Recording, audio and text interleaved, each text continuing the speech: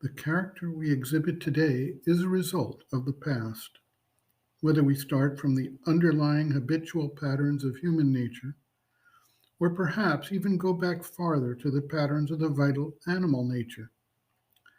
Much of this is actually built into the genetic framework of the being, but layered on top of this is the learned behaviors through socializing and through education, and then comes life experience and the pressures exerted upon the life by the conditions of the outer world and impacts and influences from the environmental consciousness, all of which together creates the individual personality and character as we recognize it today.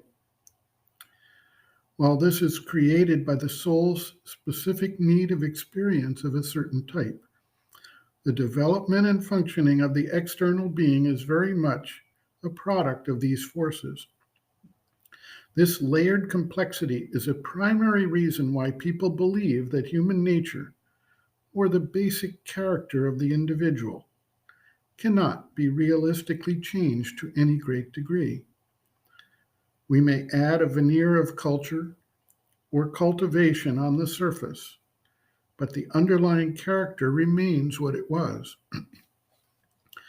Sri Aurobindo and the Mother, however, have shown a way that this bedrock of character can indeed be changed. The process is painstaking, systematic, and takes time. Taking the standpoint of the witness consciousness, observing the nature of the being, the Purusha is able to disassociate from the outer nature, so that there is not an implicit acceptance of the framework that is in place. Then there is the exercise of a steady, patient, and persistent will to change. Following up on this, specific key reactions are observed and modified over time. There is an ancient legend about a great sage, supposedly a dacoit, a highwayman or thief. At one point, to escape detection, he pretended to be a renunciate sage, living in the forest and practicing meditation and other spiritual disciplines. He did this for so long that he lost all his motivation and urge to be a thief, and transformed his nature into that of an enlightened, wise soul. This may or may not be a historical fact, but it does speak to something that we can relate to, namely, that awareness, focused attention, and consistent action can change one's life.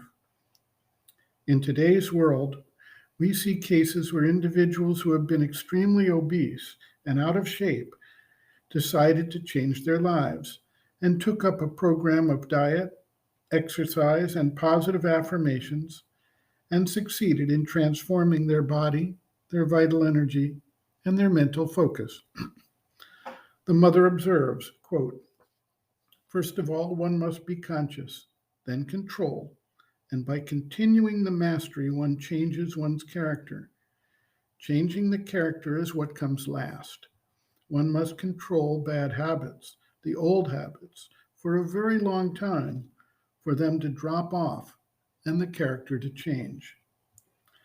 We may take the example of someone who has frequent depressions. When things are not exactly as he would like them to be, he becomes depressed. So, to begin with, he must become aware of his depression, not only of the depression, but of the causes of depression, why he gets depressed so easily. Then, once he has become conscious, he must master the depressions, must stop being depressed even when the cause of depression is there. He must master his depression, stop it from coming. And finally, after this work has been done for a sufficiently long time, the nature loses the habit of having depressions and no longer reacts the same way. The nature is changed. End quote. Reference, Sri Aurobindo and the Mother, Living Within, the Yoga Approach to Psychological Health and Growth, Disturbances of the Subconscient, Subconscient Habits, pages 110 to 111.